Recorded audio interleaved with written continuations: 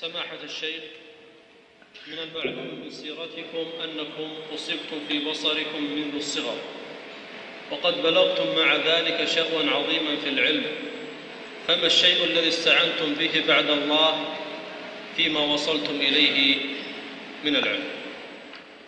كان تعلمي أولا وأنا بصير، كنت ولدت في ذي الحجة سنة 30 و300 وألف من الهجرة، وتعلمت بعد 11 والثاني عشر كملت القرآن، ثم اعتنيت بحفظه ودرست على المشايخ وأنا صغير قبل أن يذهب بصري، على شيخنا الشيخ صالح بن عبد العزيز على الشيخ، وشيخنا الشيخ محمد بن عبد اللطيف على الشيخ، وشيخ حمد بن فارس، الشيخ سعد بن عتيق، ثم على شيخنا الشيخ محمد بن إبراهيم رحمه الله في العقد الخامس من القرن الرابع عشر وأنا بصير، حفظت جملة من المتون وأنا بصير.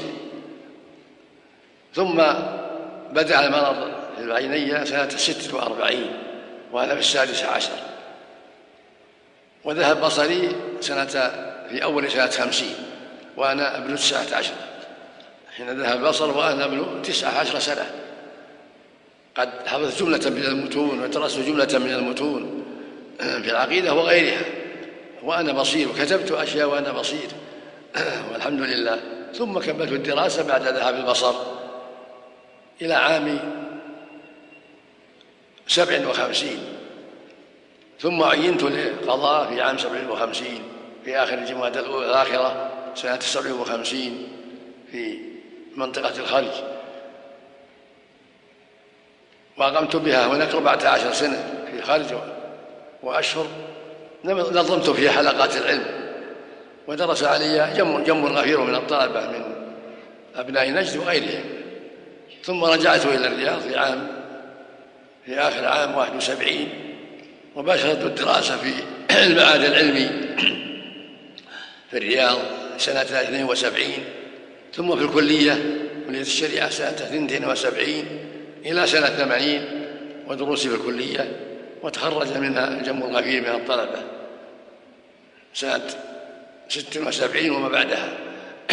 ثم عينت في الجامعة الإسلامية وباشرت العمل فيها مديرا لها سنة 81 وبقيت فيها إلى آخر عام 95، ثم انتقلت منها في شوال عام 95 إلى دار الإفتاء في شوال عام 95 إلى يوم هذا، ونظمت الحلقات في المدينة أيضا، حلقات في المدينة في المسجد النبوي مدة إقامتي هناك، مع الدروس التي أقوم بها للطلاب في كلية الشريعة وكلية الحديث في الجامعة وكلية الدعوة.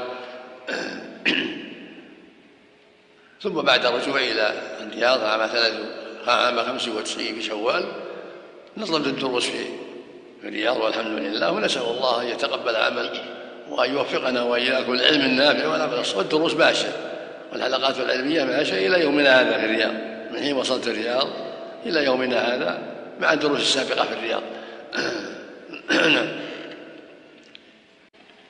السلام عليكم ورحمة الله وبركاته. ما بعد، يا شيخ عبد العزيز حفظكم الله، لقب أتمنى أن يكون لك وهو شيخ الإسلام عبد العزيز.